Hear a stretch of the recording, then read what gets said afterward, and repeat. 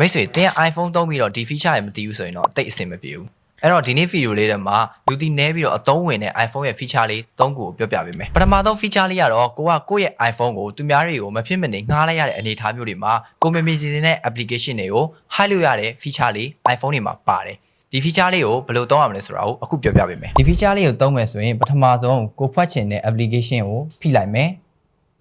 require face ID ကိုနှိပ်မယ် hide and require face ID ကိုနှိပ်မယ်ဒါဆိုရင်တော့ကိုဖွက်ချင်တဲ့ application တွေကဖွက်သွားပါပြီ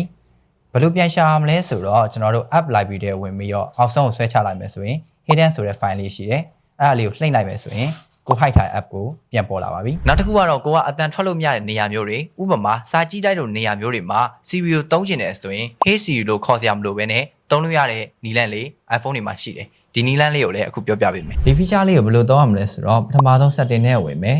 ပြီးကြရင် accessibility ရဲ့ဝင်မယ်အောက်လေးကိုနည်းနည်းလေးဆွဲချပြီးတော့ Siri ထဲကိုဝင်မယ်။ Type to Siri လေးကိုဖွင့်ပြလိုက်ဆိုတော့ဒါဆိုရင်တော့ Siri ကိုအတန်ထွက်စရာမလိုဘဲနဲ့မေးလို့ရပြီပေါ့နော်။ဘယ်လိုမေးရမလဲဆိုတော့ power button လေးကိုဖိပြီးတော့ typing လေးရိုက်ပြီးတော့ကိုရိုက်ချင်တာမေးချင်တာမေးလို့ရပါပြီ။နောက်တစ်ခုကတော့လူတွေတော်တော်များများသိကြပြီးတော့မသုံးပြကြတဲ့နီလန်းလေးကိုပြန်ပြောပြပေးမယ်။အဲ့ဒါတော့ကိုယ့်ရဲ့ iPhone ရဲ့ display ကိုနှစ်ချက်ထောက်လိုက်ရုံနဲ့ဖုန်းကပွင့်လာအောင်လုပ်လို့ရတယ်။ဒီနီလန်းလေးကိုဘယ်လိုလုပ်ရမလဲဆိုတာကိုအခုပြောပြပေးမယ်။ဒီ feature လေးကတော့လူတွေတော်တော်များများသိပြီလားပေါ့နော်။ဒါပေမဲ့ကျွန်တော်မသိတဲ့လူတွေအတွက်ပြောပြပေးလိုက်မယ်။ပထမဆုံး setting နဲ့ဝင်မယ် accessibility ထဲဝင်မယ်အောက်လေးကိုဆွဲချပြီးတော့ touch ထဲဝင်မယ် touch to wake up ကိုနှိပ်လိုက်ပြီးဆိုရင်တော့ကိုယ့်ရဲ့ဖုန်းကို power button ကိုနှိပ်စရာမလိုပဲနဲ့လက်နဲ့နှစ်ချက်လေးခောက်လိုက်တာနဲ့ကိုယ့် iPhone လေးကပွင့်လာမှာပါ